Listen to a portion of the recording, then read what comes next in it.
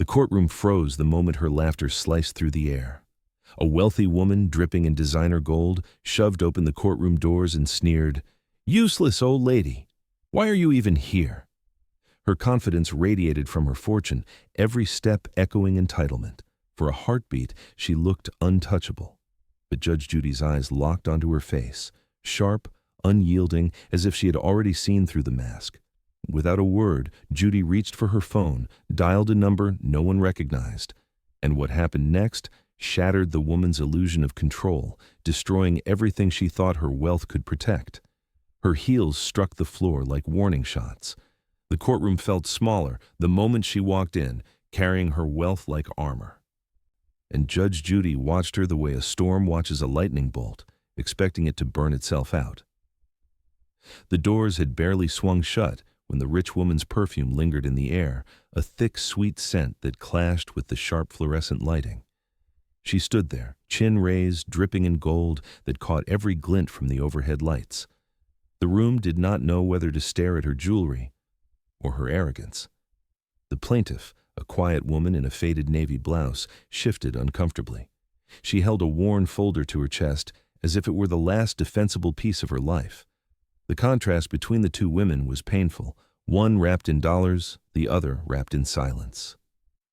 Judge Judy leaned back slightly, not in intimidation, but in calculation. Her eyes followed Karen's every move, not with anger, but with an almost scientific curiosity. It was the kind of look that stripped a person long before the law ever did. Karen strutted across the courtroom like she owned it.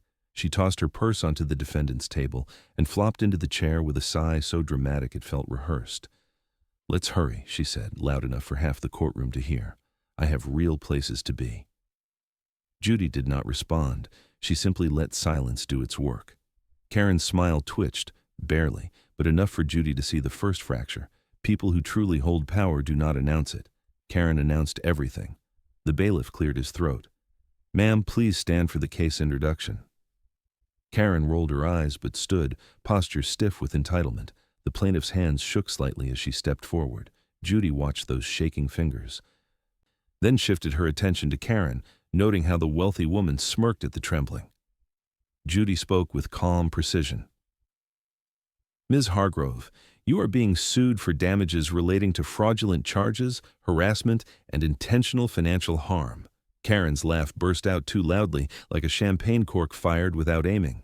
"Harassment? Please, she cannot even manage her own finances, and now I am responsible for that?" The plaintiff winced, not at the words, but at how effortlessly they were delivered.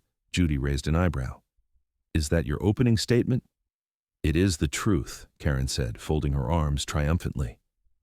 Judy tapped her pen once, a soft, rhythmic click that carried more weight than shouting ever could. "Interesting," she said, "because the moment you walked in, you dismissed this court as— what was your phrase?" Karen stiffened. "Useless old lady," Judy recited calmly. "Is that the confidence of someone here to tell the truth? Or someone here to hide it?" Karen swallowed, her jaw tightening. The second crack. Judy turned slightly toward the bailiff. "Bring me the item." The courtroom shifted.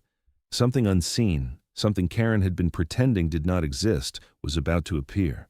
Karen's smirk faltered completely as the bailiff stepped out, returning with a sealed envelope that made her breath hitch before she could stop herself. The envelope touched the desk with a soft thud, but the sound traveled like thunder across the courtroom. Karen blinked too fast, her composure flickering. Judge Judy's eyes didn't leave her, not even for a second. The bailiff stepped back, leaving the sealed envelope centered on the desk like a silent threat. The courtroom seemed to lean toward it, the way a crowd leans toward a spark before it becomes flame. Karen tried to stay still, but her shoulders rose an inch higher, betraying the tension she pretended not to feel. Judy ran a finger along the envelope's edge, not opening it, not yet, just letting Karen watch, just letting the truth breathe. Karen forced a laugh, a brittle, high-pitched sound that grated against the room's quiet. "Oh, come on, what is this?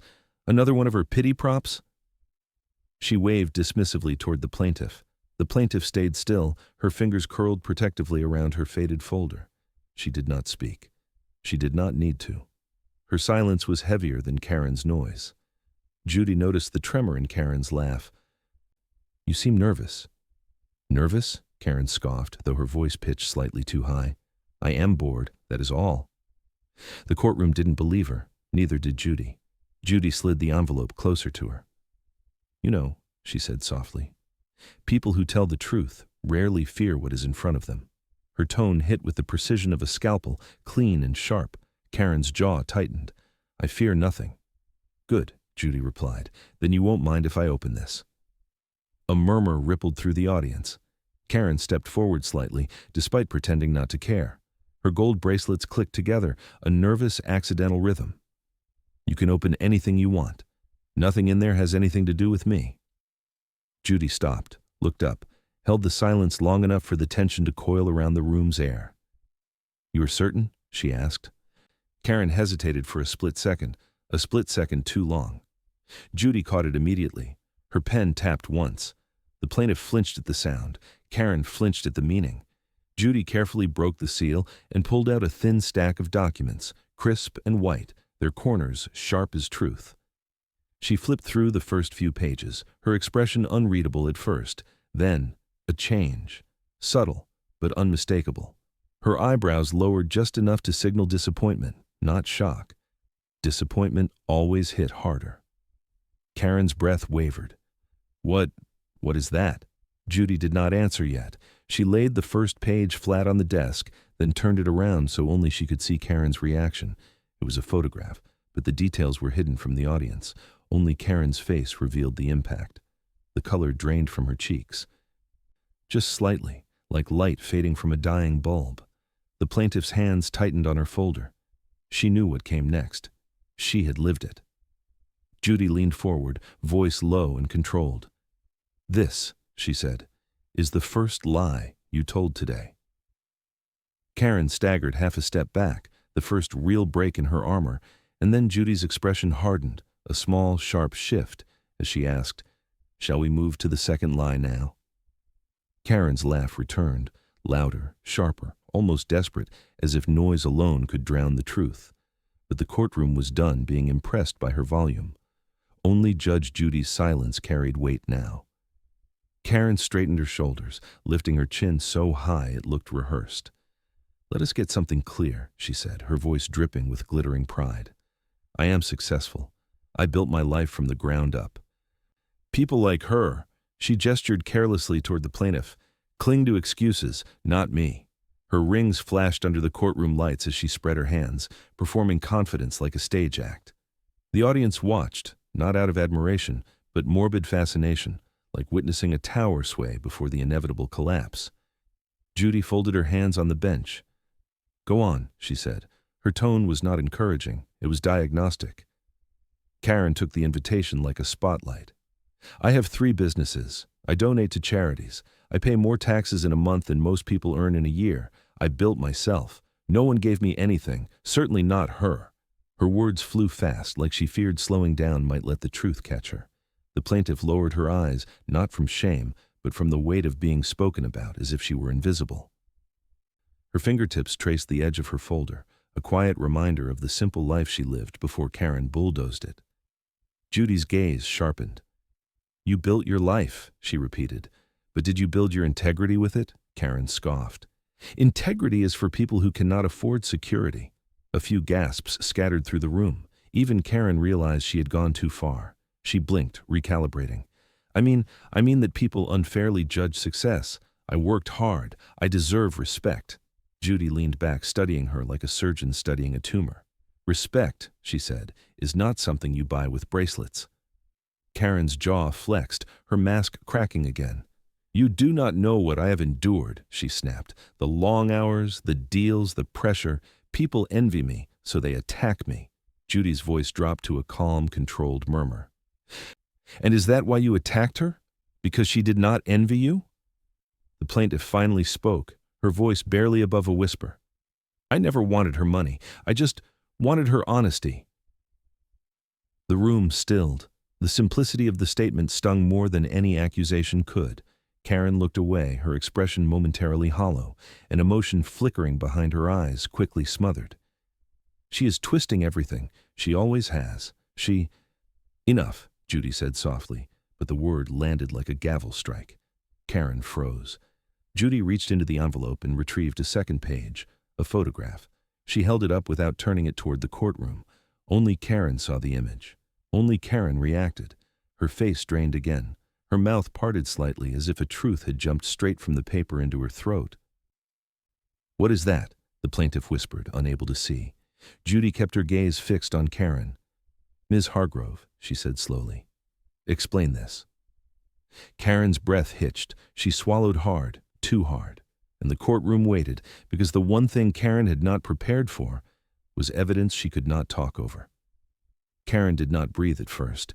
Her eyes stayed locked on the photograph, frozen between denial and fear. For the first time since stepping into the courtroom, she looked less like royalty and more like someone about to be dethroned. The photograph trembled slightly in Judge Judy's hand, though not from Judy. She was steady as stone. It was Karen whose gaze flickered, darting between the photo and Judy's eyes, as if searching for mercy that did not exist in either place. The courtroom leaned in collectively, the tension pulling everyone forward as though gravity itself demanded the truth. Judy laid the photograph flat on the desk and tapped it once with a single finger. "This," she said, "was taken 3 months ago." Karen swallowed. "It is nothing." Judy's eyebrow lifted slowly, impossibly slowly, like a curtain rising before a reveal. "Nothing? That is quite a statement for a woman who denied ever visiting this location." Karen's voice cracked. "I did not visit that place. I told you—" "You told me," Judy repeated, her tone dry as parchment, "that you have never set foot within 5 miles of it." The plaintiff clutched her folder, breath trembling. She had seen that same building in the photo, the one Karen swore she had never entered. Karen tried to stand taller. "Anyone can edit a photo." Judy almost smiled, but it was the kind of smile a surgeon gives before making the first precise incision.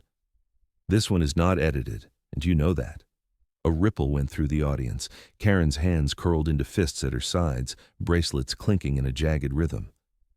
"She set me up," Karen snapped, pointing at the plaintiff. "She has always been obsessed with—" "Enough," Judy said, the words slicing through Karen's excuse like glass. Karen's mouth shut instantly. Judy slid the photograph forward until it hovered just beyond the edge of the bench, close enough for Karen to reach, but far enough to remind her she was not in control.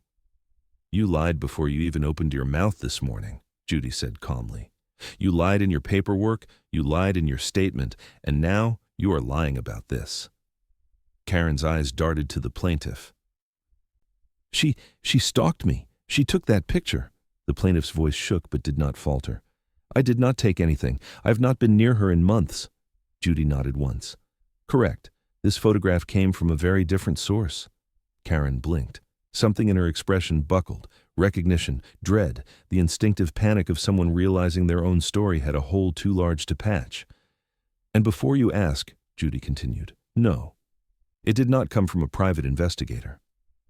Karen's lips parted. A tremor ran through her breath.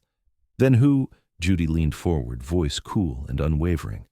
"Ms. Hargrove, the only person who posted this photograph was you."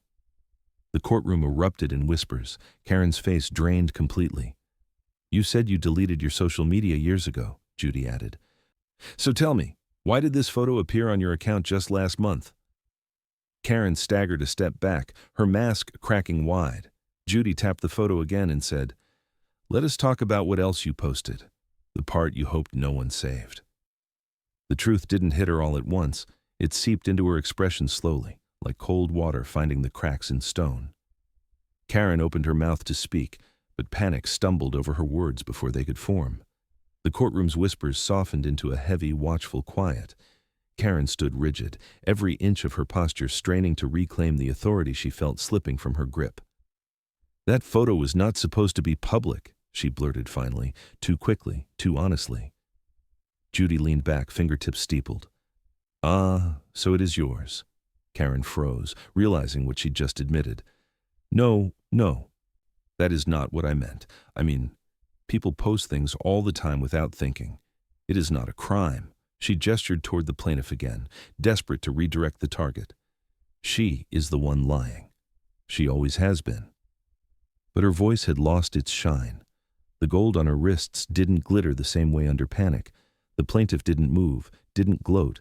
She simply watched Karen with the exhausted sorrow of someone finally seeing the truth surface after months of being ignored. Judy's tone sharpened. Ms. Hargrove, deflecting is not helping you. Let us return to the facts. I am giving you the facts, Karen snapped, her volume rising with each breath. I have done nothing wrong. I have built everything I have through honest work, and now I am being treated like someone who is lying, Judy finished for her calmly, surgically. Karen's lips tightened. This is ridiculous. What is ridiculous, Judy replied, is that you thought no one would ever question you. She lifted the next page from the envelope, a digital receipt stamped with Karen's name, date, and timestamp. This contradicts every statement you made earlier. Karen lunged for the paper, but Judy pulled it back with quiet authority. It is mine, or it might be mine, Karen stammered, shifting gears. But I did not purchase anything for her. My assistant handles my accounts. She could have done something without telling me. She makes mistakes. A convenient scapegoat, Judy said, unimpressed. It is true, Karen insisted. My assistant, she is inexperienced. She forgets things. She does things on her own. I cannot control every little... You instructed her, the plaintiff said, her voice unexpectedly steady. You told her to charge me. Karen turned toward her with sudden fury. You have no proof. Judy's pen tapped once, the signal that always cut through chaos. Actually, Judy said, I have a way to confirm whether your assistant acted independently. Karen's face tightened in dread. What do you mean? Judy reached for her phone, the same phone from the hook, the same number she dialed before Karen even walked in. Let us call her, Judy said. Right now. Karen's breath caught like a door slamming shut. No, you cannot just... she is busy. She is not. She will answer, Judy said calmly. Assistants always answer. Karen's hands shook, the bracelets rattling like warning bells. Judy pressed the call button, and the entire courtroom fell silent as the line began to ring. The ringtone sliced through the tension like a blade. Karen's shoulders locked, as if every ring tightened a rope around her composure, and when the call finally connected, the courtroom held its breath. A small voice crackled through the speaker. Hello? Ms. Hargrove? The assistant sounded young, too young to carry the weight of Karen's lies. Her tone trembled with the uncertainty of someone who'd been taught to obey, not to speak. Judy angled the phone so both parties could hear. This is Judge Judy. I have a few questions. The assistant gasped softly, the kind of gasp that reveals fear before a single truth is spoken. Oh, yes, Your Honor, of course. Karen stepped forward as if she could physically block the sound traveling across the courtroom. She does not know what she's talking about. Ms. Hargrove, Judy warned, speak again, and I will remove you from your own case. Karen froze mid-breath. Judy returned to the phone. Her voice was steady, cutting through panic like clean wind. Did Ms. Hargrove instruct you to charge the plaintiff's account without authorization? A long silence stretched, long enough for Karen to shift, then stop herself, then shift again. I do not want trouble, the assistant whispered. You are not in trouble, Judy said, but lying would put you there. The assistant inhaled sharply. Her voice shook, but truth broke through anyway. Yes, she told me to do it. She said the woman deserved it.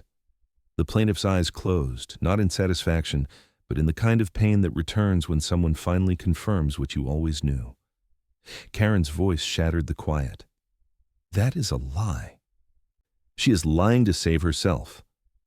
Judy muted the phone and looked at Karen with a calm so cold it felt surgical.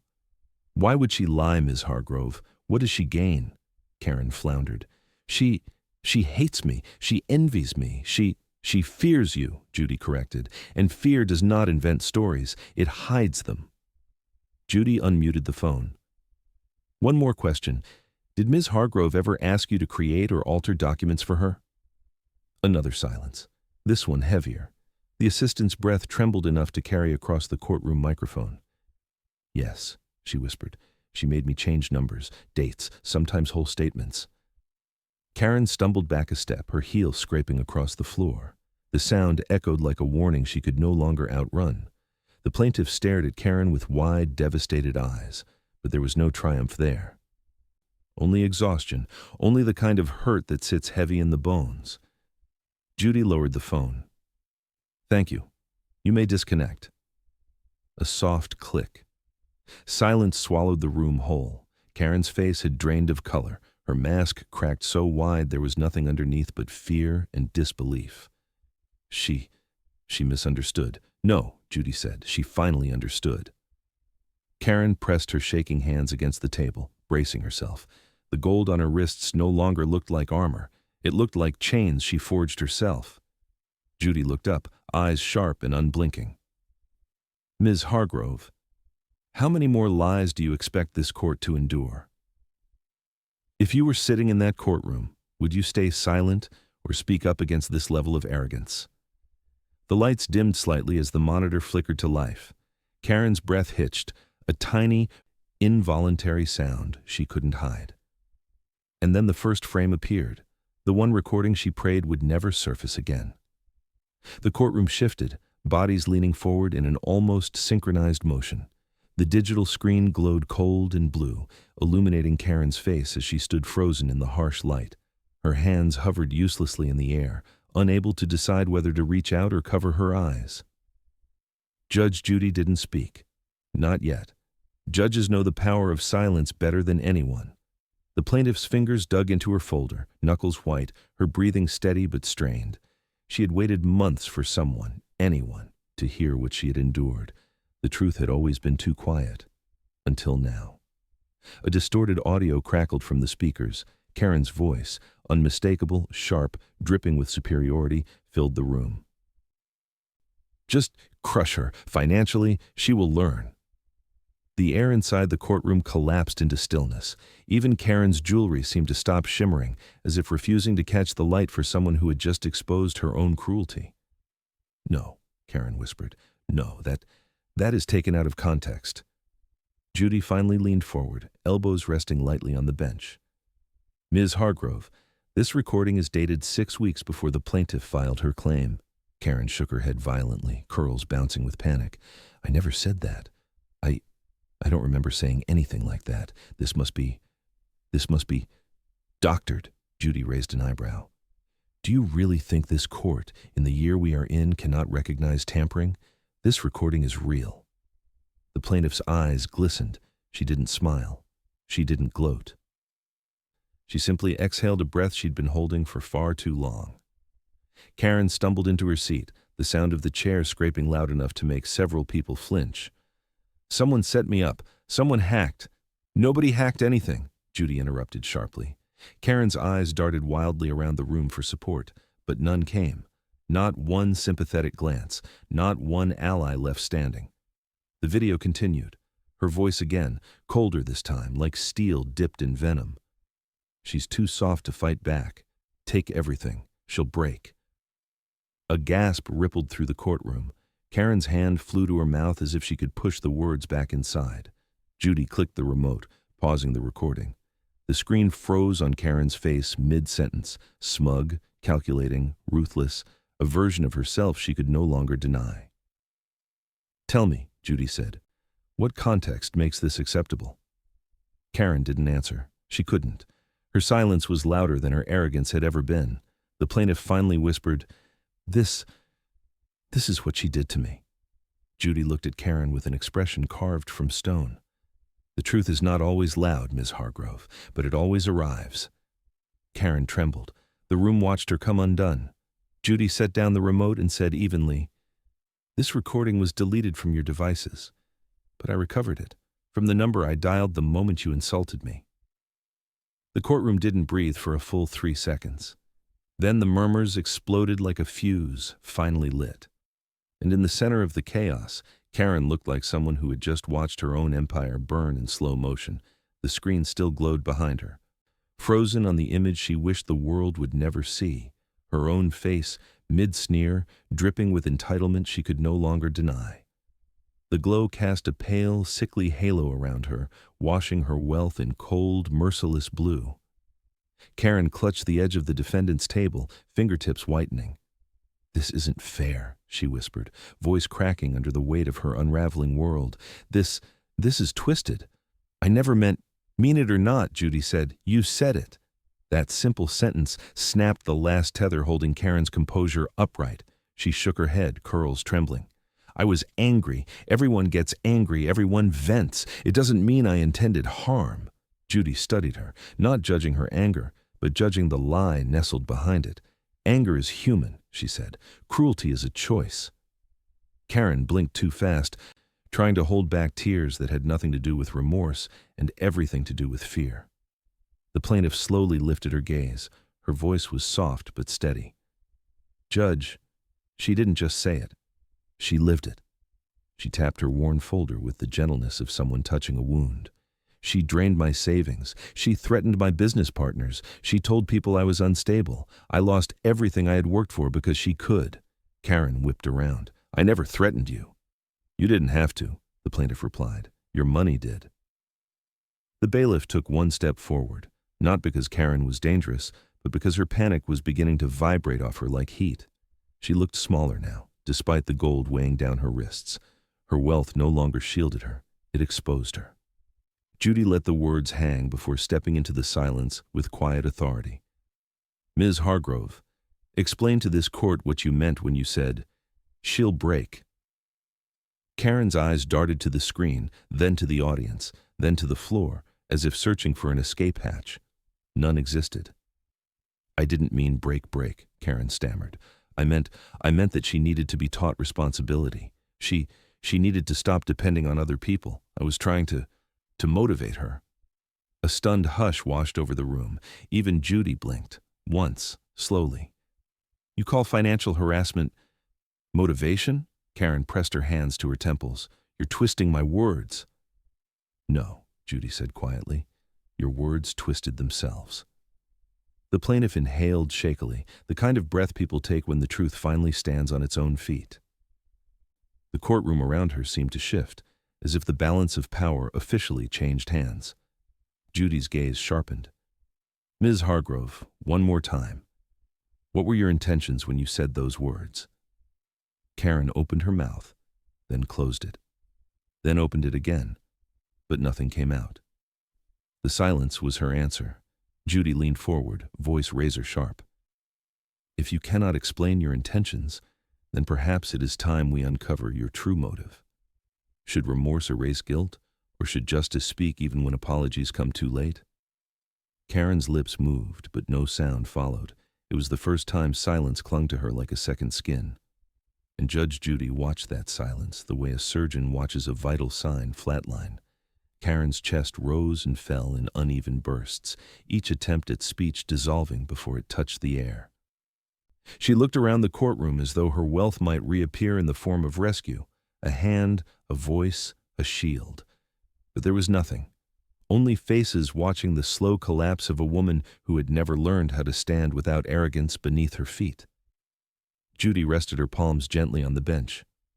Ms. Hargrove, she said, each syllable clean and measured, you are hesitating. Why?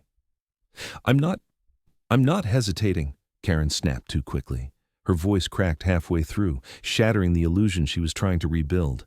I need a moment. You've had many moments, Judy replied, yet every time truth approaches, you sprint in the opposite direction. A flicker of something, shame, panic, both, flashed in Karen's eyes.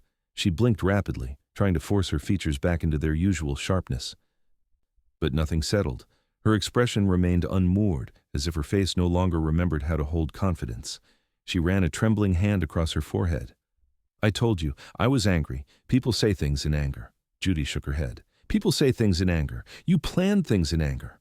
The plaintiff stiffened at the phrasing. Karen flinched. Judy leaned forward. So I will ask again. What were you trying to hide? Karen swallowed hard, throat bobbing like a trapped heartbeat. You're making assumptions. I wasn't hiding anything. I wanted her to stop ruining my reputation. The plaintiff blinked in disbelief. Your reputation?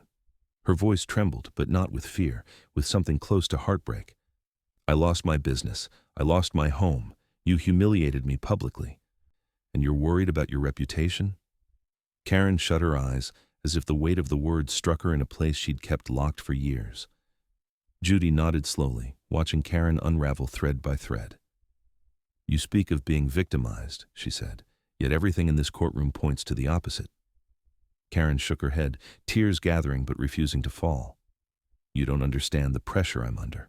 Everyone expects me to be perfect, strong, untouchable. I can't look weak. I can't. Judy cut in softly. No one asked you to be perfect. They asked you to be honest. Karen jerked at the word. Honest.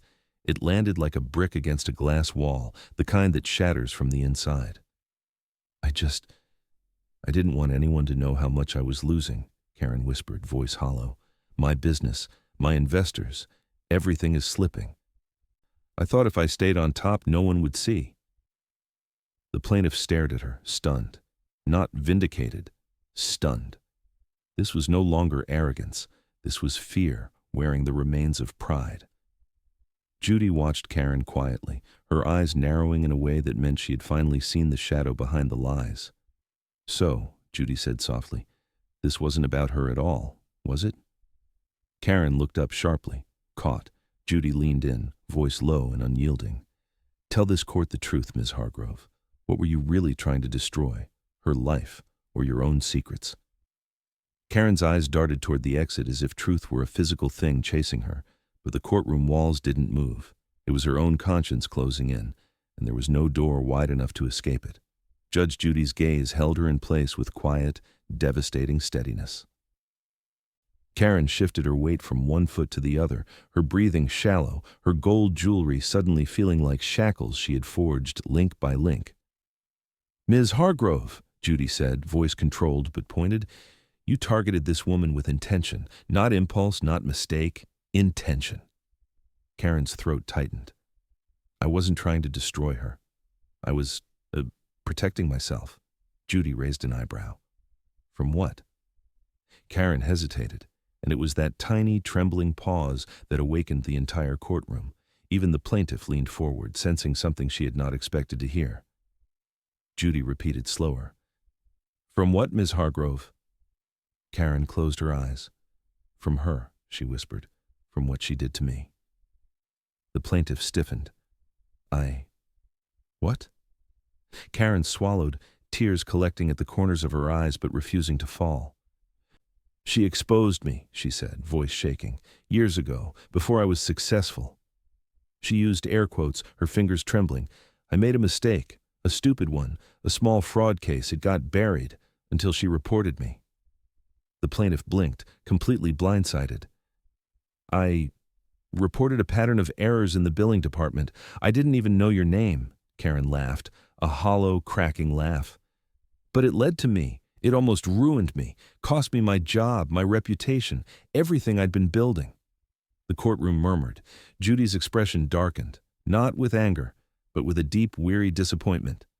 So, Judy said, voice like a slow-moving storm, your entire campaign against her, the charges, the threats, the harassment, was revenge?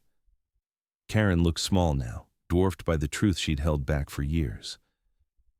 I told myself it was justice, she whispered. I told myself she deserved to know what it felt like, to lose, to be powerless. Her voice cracked. But that wasn't the truth. I just wanted to erase the part of my life she accidentally uncovered. A stunned silence fell over the room. Even the plaintiff's eyes softened with a quiet, heartbreaking realization. Karen wasn't a monster born of malice. She was a woman terrified of her own past, clinging to power because she feared returning to the version of herself she once was. But fear does not excuse cruelty. Judy drew a slow breath. When she finally spoke, her tone carried the weight of something final. Ms. Hargrove, harming someone for revealing your wrongdoing is not justice, it is abuse. And it speaks louder about your character than any wealth you have amassed since. Karen's tears finally fell, not graceful, not dramatic, but small and raw, like she'd been holding them back for years. You don't understand, she whispered. If people knew about that part of my past, everything I built could disappear. Judy straightened, her shadow stretching across the bench like a verdict forming in the air. You were so afraid of losing your illusion of success, she said, that you didn't realize the truth would surface anyway. Karen's breath hitched. The plaintiff watched her with a complicated sadness, the kind reserved for someone who hurt you deeply, yet is undeniably human. And then Judy lifted a second folder, thicker, heavier, and said, "Because this court now has the records of your past misconduct, the ones you thought were buried forever." The second folder hit the desk with a heavier sound, the kind that didn't just echo, it lingered.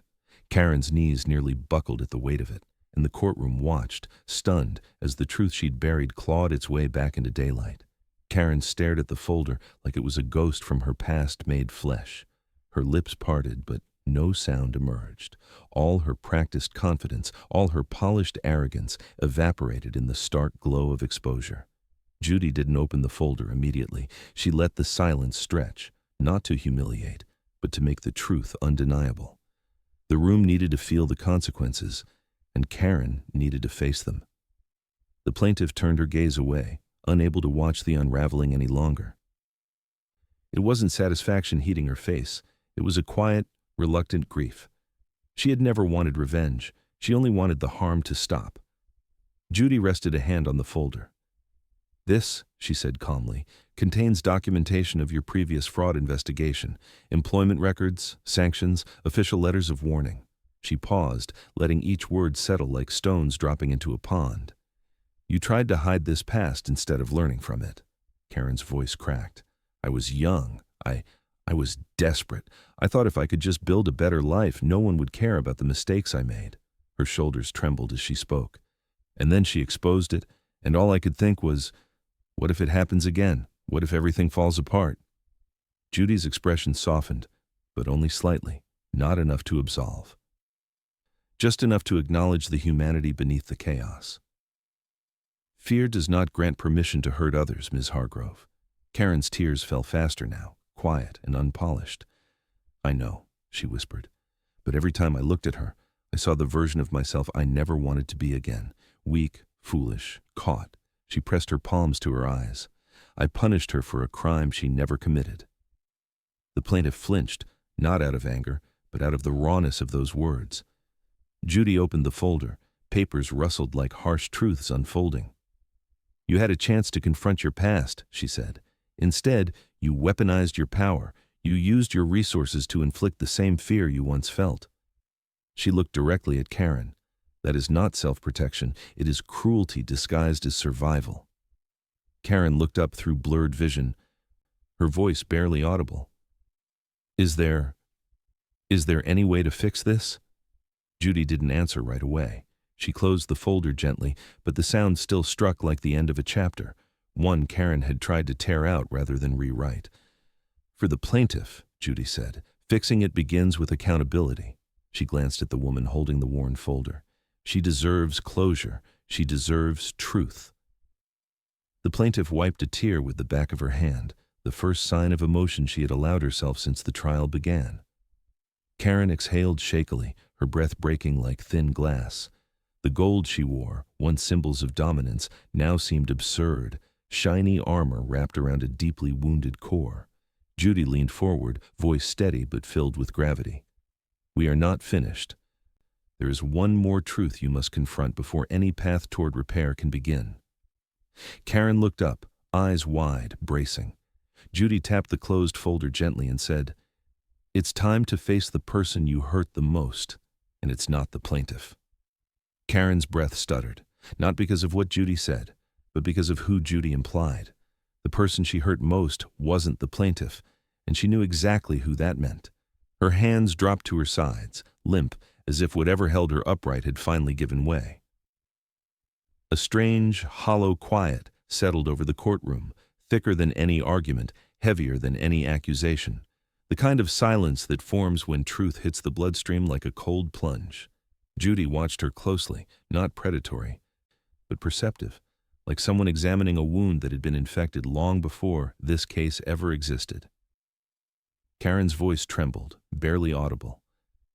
"You don't mean—" She couldn't finish the sentence. Judy did it for her. "Yourself." Karen closed her eyes, and for a moment, an unguarded, terrifying moment, she looked like someone seeing her own reflection clearly for the very first time.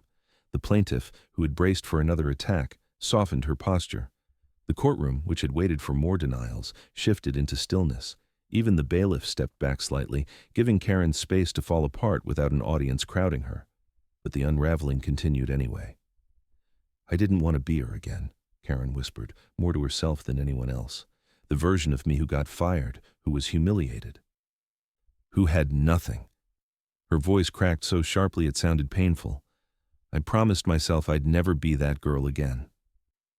Judy's expression held an ache, not sympathy, but recognition.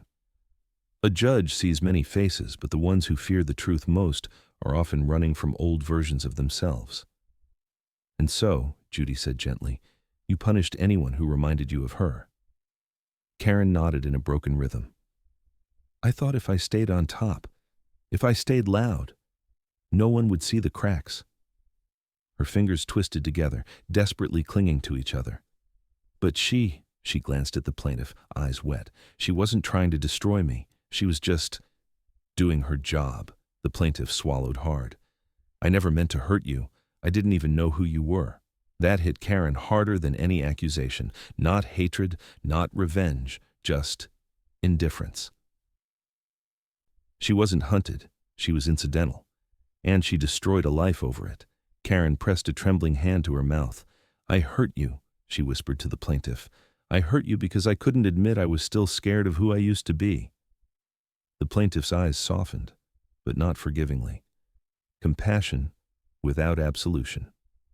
Judy let the moment sit, then spoke with a gravity that felt like the room itself leaning in. "Karen, true strength isn't about outrunning your past. It's about facing it without making others pay the price." Karen broke. Not dramatically. No sobs, no theatrics. Just a quiet, heartbreaking collapse of someone finally too tired to maintain the facade.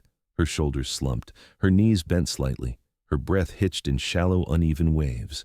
For the first time, Karen looked genuinely human. And that vulnerability, exposed so nakedly, rippled through the room with disarming force. Judy tapped the folder gently. "We're approaching the end of this case," she said. "But before I deliver a ruling, there is one last part of this truth you must hear." Karen lifted her head slowly, red-eyed and hollow. Judy leaned forward and said, "This concerns the consequences, the ones you've been outrunning for years." Karen didn't stand tall anymore. She didn't try to mask her trembling, and for the first time, she looked at Judge Judy not with defiance, but with fear of what honesty might cost her. The courtroom seemed to exhale as Karen sank back into her seat. The fluorescent lights above softened, casting long shadows across the bench, the tables, the people. The energy that once crackled with confrontation now settled into something quieter, reflective, heavy, human. Judy folded her hands in front of her, eyes fixed on Karen with a gaze firm enough to hold her accountable, yet steady enough to keep her from drowning in her own collapse. This was the point in every case where truth became less about facts and more about character. "Ms. Hargrove," Judy began, her tone no longer sharp but solemn. "You've spent years climbing out of a past you were ashamed of, but in doing so you stepped on people who did nothing to deserve it." Karen wiped beneath her eyes, her mascara smudging into crescents of regret. "I thought, if I just kept proving myself, no one would look back." "And yet," Judy said, "the harder you tried to bury your past, the more it dictated your present." Karen swallowed, the truth settling in her chest with uncomfortable weight. "I didn't mean to destroy her life," she whispered, glancing toward the plaintiff. "I just couldn't let anyone see me slip again." The plaintiff, gentle by nature but deeply wounded, let out a slow breath. Her voice came soft but unwavering. "I never wanted to pull you down. I only wanted the harm to stop. I didn't know what you were dealing with, but I knew what you were doing to me." Karen's eyes shimmered. Her lips parted as if she wanted to apologize, truly, not defensively, but the words tangled somewhere in her throat. Judy watched the struggle with a measured patience. "Sometimes," she said quietly, "the hardest apologies are the ones we owe ourselves." Karen blinked in confusion. Judy clarified, "You didn't just hurt her. You hurt yourself with every lie you told, every story you rewrote, every person you blamed." The weight of those words pulled Karen's gaze downward. She looked at her gold bracelets, the ones she wore like armor, and turned them slowly around her wrist. They no longer gleamed with superiority. They looked like relics of a version of herself she no longer wanted to be. Judy leaned back, her voice softening further. You've built your life around avoidance, but avoidance is a cage, and cages don't protect us, they imprison us. The plaintiff nodded subtly, her posture easing. Even the audience felt the shift. The room was no longer watching a battle. It was witnessing an unraveling, and the quiet beginning of accountability. Karen finally whispered, I don't know who I am without all this. Judy replied, Then it's time to find out, without hurting others along the way. Karen closed her eyes, the truth settling deep. Judy's demeanor changed then, not cruelly, but with the quiet, solemn gravity of someone preparing to deliver something irreversible. She straightened in her chair. The air thickened. Even the bailiff shifted his stance, sensing what came next. Karen lifted her gaze, fragile, terrified, bracing. Judy raised the gavel slightly and said, Ms. Hargrove, I'm ready to give my judgment. Before the verdict falls, do you believe people truly change, or only when consequences corner them? The gavel hovered mid-air, casting a long shadow across the silent courtroom. Karen's breath trembled as if each second before the strike stretched into eternity, and Judge Judy's eyes, steady and unyielding, delivered the verdict long before her words did. Judy lowered the gavel to the bench without striking it, a subtle signal that the judgment ahead required precision, not theatrics. She laced her fingers together and took a breath, her voice firm but softened by the weight of everything the courtroom had just witnessed. Ms. Hargrove, she began, the harm you inflicted on the plaintiff was deliberate, sustained, and deeply damaging. You weaponized your fear, your wealth, and your influence. You caused real financial loss, emotional distress, and reputational harm. Karen flinched with each phrase, but she did not look away. For the first time, she faced every word head-on. Judy turned to the plaintiff. You have shown patience, resilience, and remarkable restraint. The court acknowledges the suffering you endured and the courage it took to pursue justice. The plaintiff nodded slowly, hands clasped over her worn folder like a survivor holding on to the last piece of an old life. Judy continued, Therefore, I am ordering Ms. Hargrove to pay full restitution for all documented damages. She paused. In addition, she will compensate for the extended financial harm her actions caused. The plaintiff deserves not only recovery, but restoration. A quiet gasp rippled through the audience. Karen's shoulders sagged, her fingers trembling in her lap, yet there was no anger on her face, only the hollow acceptance of someone who knew this moment was unavoidable. But Judy wasn't finished. As for your past misconduct, she said, lifting the second folder, this court cannot retry what was buried, but it can refuse to participate in hiding it. I will be forwarding these records to the appropriate authorities for review. Karen's breath faltered. She pressed a hand against her chest, but she didn't protest. Not anymore. This is not about punishment, Judy said gently. It is about truth. Real change begins with it. Karen swallowed, eyes glossy. I understand, Judy nodded. Then let this be the first honest moment you've had in years. The words hit Karen harder than any penalty. Her chin quivered, but she nodded, a small, fragile gesture of accountability. The plaintiff stepped forward slightly, her voice soft but clear. I don't hate you, she said, but I needed this. I needed someone to see what happened. Karen met her eyes and something unguarded passed between them. Not forgiveness, not reconciliation, but recognition. Two women, both shaped by fear. But only one had chosen to let fear turn into cruelty. Judy lifted the gavel once more. This matter is settled. Crack. The sound echoed like the closing of a chapter Karen had rewritten too many times. As the courtroom emptied, Karen remained seated, staring at her hands, at the gold she once wore like armor. Now they looked like reminders of everything she tried to hide behind. The plaintiff walked away lighter, not with victory, but with peace, the kind that comes when truth finally stands on its own.